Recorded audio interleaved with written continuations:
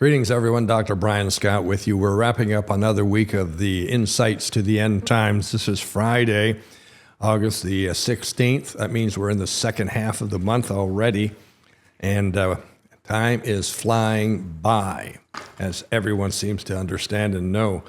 We have been studying where we are in God's timetable. We're in the book of 2 Timothy chapter 3, dealing with perilous times in these last days. And the subsequent verses talk about the factors that describe perilous times. Verse number 2 contains 8 factors. We're still on the last factor. That's number 8, unholiness. It has crept into our society everywhere, and particularly into our own personal lives. And for the most part, we don't recognize it.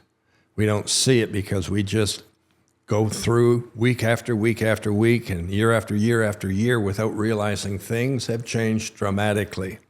Now, we always seem to recognize the fact that the price of something has gone up, that maybe it's groceries, or maybe it's gasoline for our cars, or maybe it's the hydro for our homes, and those of you who have EVs, et cetera, et cetera. But do we really realize what's behind it? This is a spirit of unholiness and a spirit of unthankfulness that has crept into the land, and it has degraded things and downgraded things all over the place. I'm being careful not to get into some areas that are pet peeves, but boy, it is absolutely everywhere. Now, the other day as we finished up on Wednesday, I was sharing with you how the dollar's value has decreased substantially over the last 50 years since the United States went off the gold standard. And they say that the dollar today versus 1973 only purchases 5 cents of products or goods. I know personally, in terms of gassing up my car, as I mentioned last Wednesday, this past podcast, that it cost me $1.85 per liter. Being in Canada, we are in liters. The Canadian gallon is larger than the U.S. gallon, so we have 4.54 liters per gallon Canadian. That means my cost per gallon for the gas was $8.41. Compare that to when I first started driving in 1973, my first car, still in university, my first job, I was driving out of town every week. I was paying 44 cents a gallon, not liter, a gallon. So my dollar today versus 1973 gasoline analysis, it's worth 4 cents. There's been a tremendous deterioration in the value of our money. Similarly, there's a great deterioration that's occurred in our standards, morally, ethically, spiritually. Even in our churches. Even in our churches. Unbelievable. Now, I have not heard this personally because pastoring a church, I'm in our church every week. And if I'm not in our church, I'm in a similar church of a pastor who's a friend of mine, and we're all operating at the same level. But in a lot of the churches today, I'm being told that they use foul language from the pulpit. And their explanation is, hey, you don't wince at this or flinch at this out in the world every day, and you're there 6 days a week, so I should be upset with it here in the pulpit. Because the pulpit is God's house. The pulpit is to be holy, not unholy. Come on. Sin standards used to be they were Bible-based, so they were strict. Not anymore. Almost anything goes anymore. And, oh my goodness, I could go on and on and on, and I'm sure you understand this, but unholiness has crept into our society. It's not in small font anymore. It's in big, huge capital letters that would appear on a billboard. That's how much we have changed. Do you realize that the largest industry in the United States for exporting product is pornography? and they estimate it to be around $250 billion a year. One of the largest pornography centers in North America is in Montreal. It is a massive industry. It's porn. You should be hearing that spelled S-I-N. That's sin. But the amazing thing I've found in researching things, that something like 67% of ministers view porn at least once a week. So don't tell me that this hasn't had an impact and effect on things. We are in excruciatingly last days. Bottom line, we're on the verge. If you go back to Noah and Genesis chapter 6, God destroyed the population, which was in the multi-millions at that time.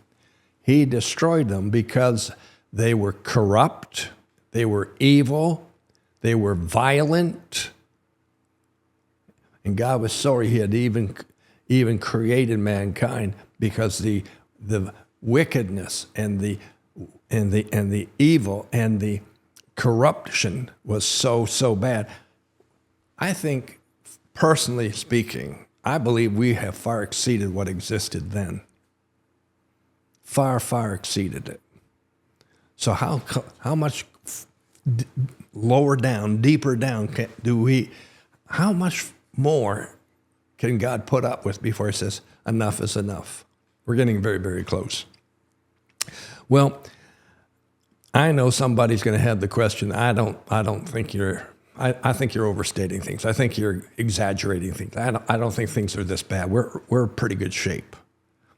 Let me give you some illustrations or examples of what's going on in North America, at least, maybe not so elsewhere, but I do read a lot of world news. I'm trying to keep abreast of it, and I would suggest this is not just a North America problem. We have eliminated prayer from our schools. It's been taken out of our schools. We have eliminated the opening prayer that used to be spoken in our government settings, our municipal governments, our provincial, our state, our federal, our national governments. Prayer has been eliminated.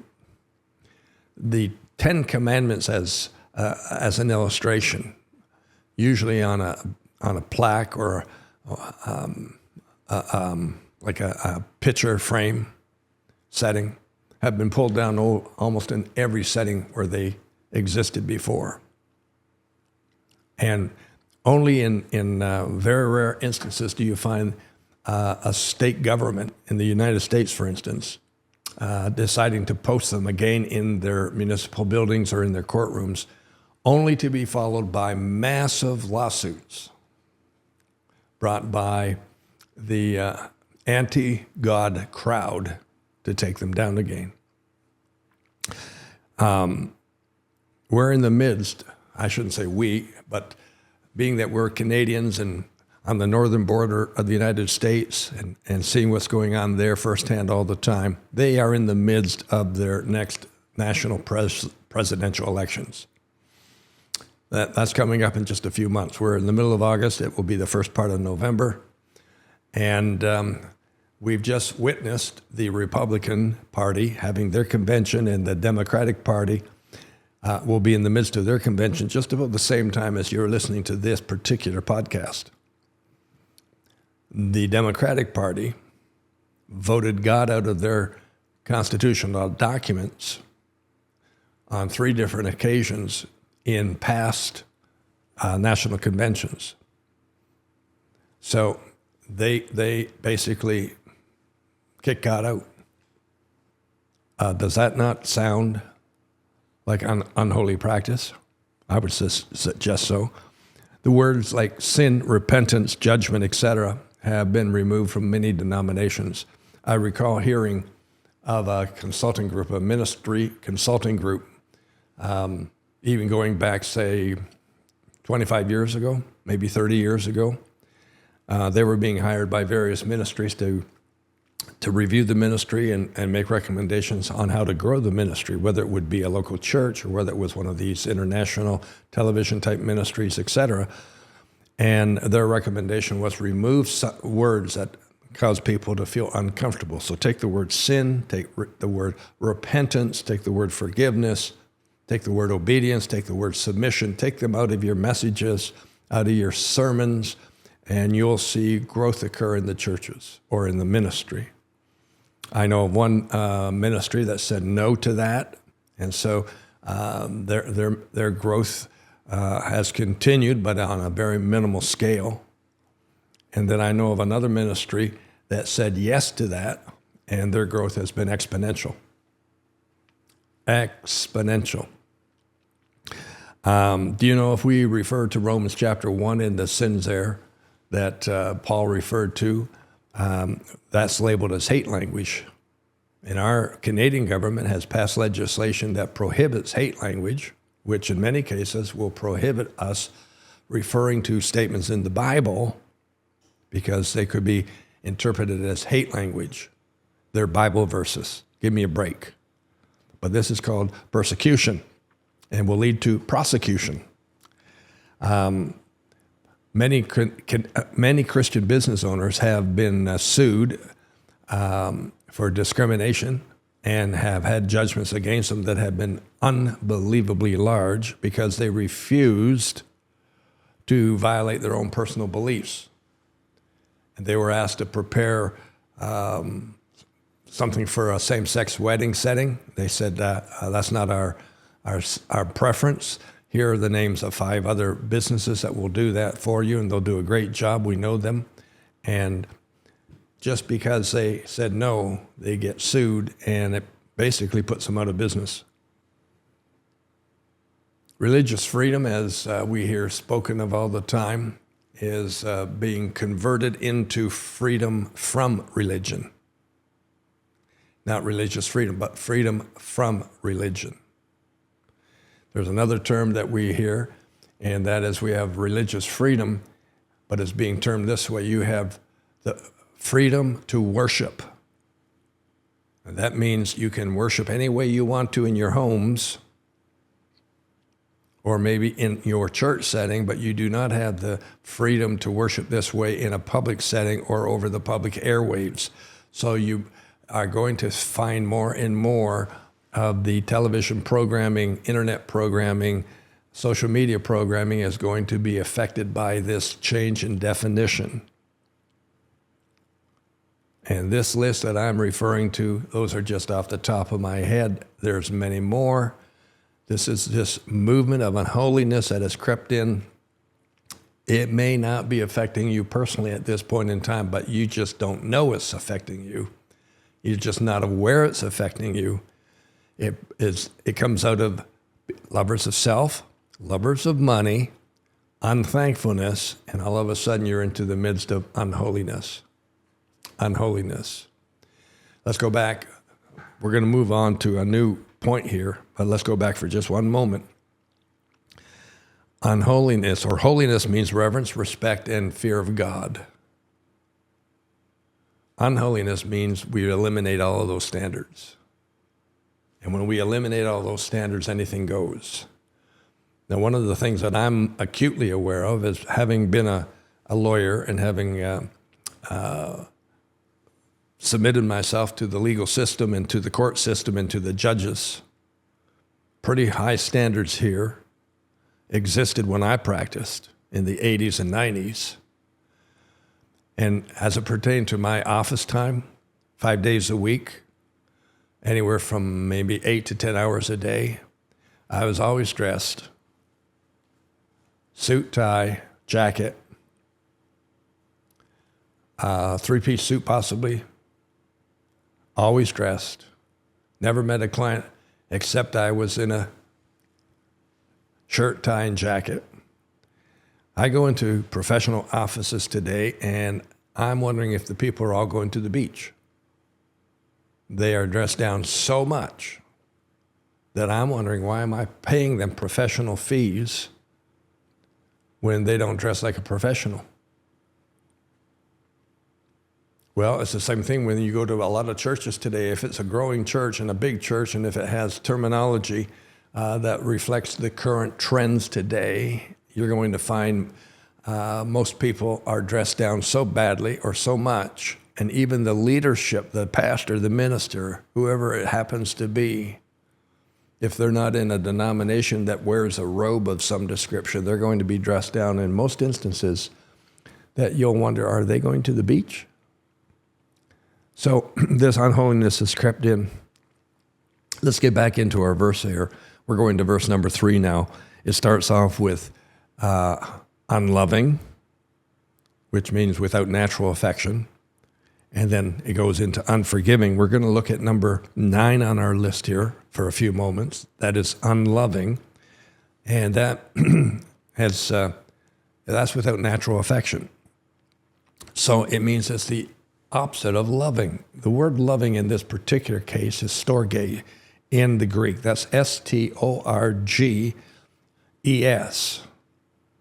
Or S-T-O-R-G-O-S is one of the root words, and it means love, devotion, and commitment to your family.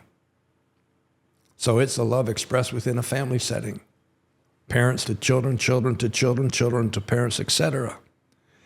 But once again, you take that word and you add an A to the front of it, and it changes it to the opposite definition. So astorgos means a lack of devotion to the family, an absence of commitment to the family, the deterioration of family relationships, the loss of family affection, and the breakdown of the family. I would suggest to you that's where we're living today. Now, this breakdown of the family is occurring across the board, it seems, and it's occurring more and more every day. So we have what we call dysfunctional families everywhere, and they don't even know it because that's the norm today. Parents do their thing, kids do their thing, et cetera, et cetera. But the Bible talks about storge. That means love towards the family, dedication to the family, natural affection for the family. Divorce is on the front lines today. It really is. And so we think of divorce as a marriage falling apart and splitting and becoming, going through legal process to be divorced. But folks, we're being divorced from friends. We're finding families are divorcing such that the kids have their life and the parents have their life and they don't even meet. We're finding that parents are divorcing without divorcing. That they're both living in the same home, but they don't have any interaction to speak of, none with the kids. And so we got all kinds of issues. Let me give you some contributing factors to this before we close out this session. I grew up quite a few years ago, and I can remember our first TV was a black and white TV, and the picture tube was almost circular, and it was in a big console, a big box, which took 2 men to lift. And for that matter, we only got 1 or 2 stations, and they were all black and white, and they were fuzzy. But now we have multiple televisions in almost every home. And so the kids have their TVs in their rooms or in the family room, in the den or whatever, and the parents have their TV, and the parents watch what they want to watch, and the kids watch what they want to watch, and there's no crossover. More than a third of all American homes have at least 3 computers in their home with access to the internet. Most American individuals spend up to 12 hours a day in front of a screen, whether it be a TV screen or an internet screen. More than 12 hours a day in front of a screen. More importantly, a cell phone, a smartphone. We have more information today. We have 5 times more information today in front of us than they had 50 years ago. Now, almost every American home has more than 3 smartphones in the home. In fact, if a child is 6 years of age, they're given a smartphone for their birthday. Almost every home has kids with smartphones. They've had to outlaw smartphones in schoolrooms.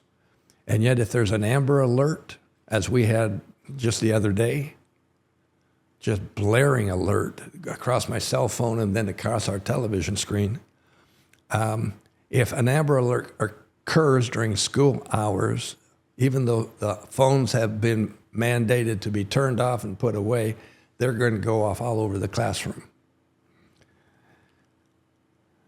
60% of kids are involved in some form of extracurricular activity, such as soccer or other types of sports. And they're going this way, they're going that way. There's no unity, there's no oneness. So the family unit is breaking down. And this factor we're looking at is unloving or without natural affection. When we come back next week, I want to share with you what it was like when I was growing up with what it's like today, and it ain't the same. It's nowhere close to the same. So I trust you have a good weekend. Remember, we're very close to Jesus coming back. So if you haven't met Jesus or come to know Jesus, this would be a good time to do that. It's a very simple prayer, and get yourself involved with a really good church. Call you blessed, and I'll see you on Monday. Amen.